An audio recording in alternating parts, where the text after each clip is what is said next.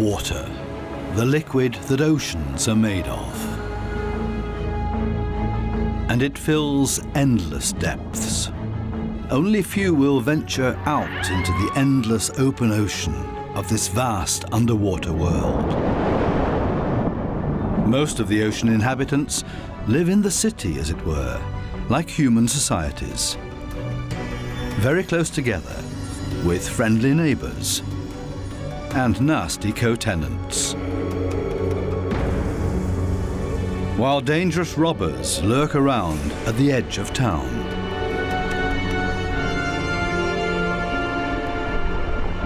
To assert yourself here, you have to be equipped with all kinds of tricks and clever strategies, or lie and cheat.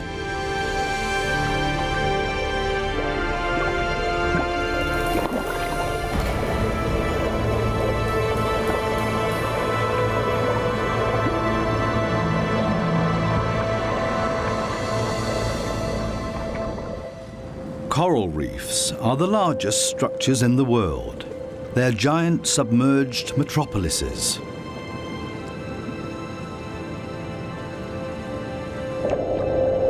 Millions of different inhabitants live in these cities, a universe with coral palaces and soaring towers.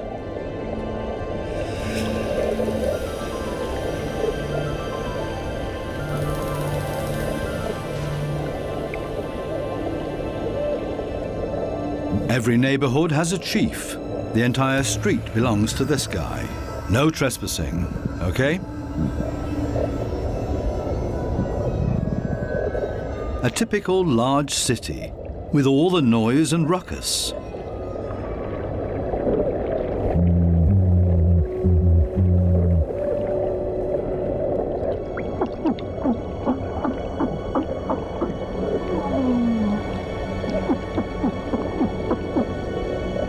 Even this little porcupine fish bleats around. It creates this sound with its swim bladder.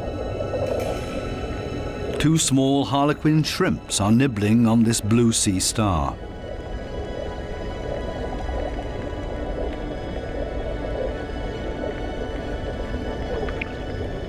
If someone else shows up, he will catch hell.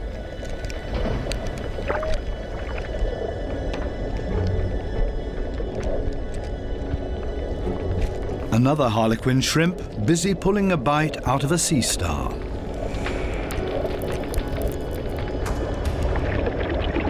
Moray eels in disagreement.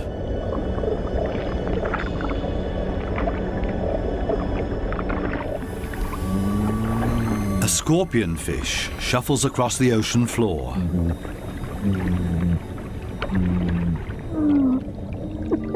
Everything and everybody makes a lot of noise. A boxer crab threatens everybody that comes by, holding two poisonous anemones in its claws. At least the anemone reef looks peaceful. Or does it? The clownfishes are having a huge squabble. Who does this anemone belong to?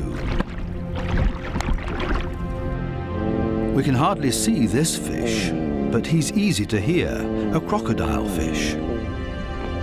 Does this giant puffer fish hear something?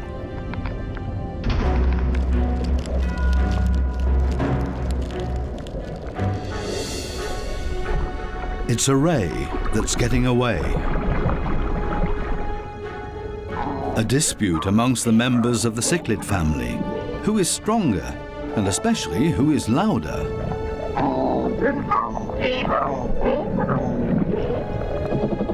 Two Walkman fish are noisily trying to woo a female.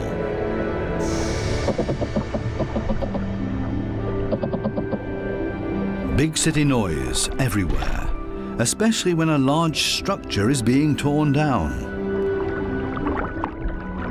Everybody lives in their own way in this noisy metropolis.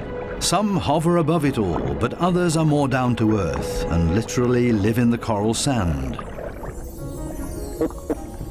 These goatfishes, for example, they plow through the ocean floor and catch smaller animals between their teeth.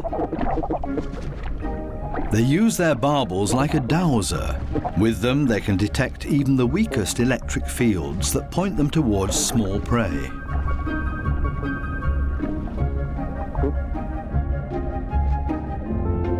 These gobies also dredge through the sand and feed on what they find in there. There's another way of finding prey in the sand. This blue-spotted stingray uses its wings like shovels, and there's always a chance of stealing something.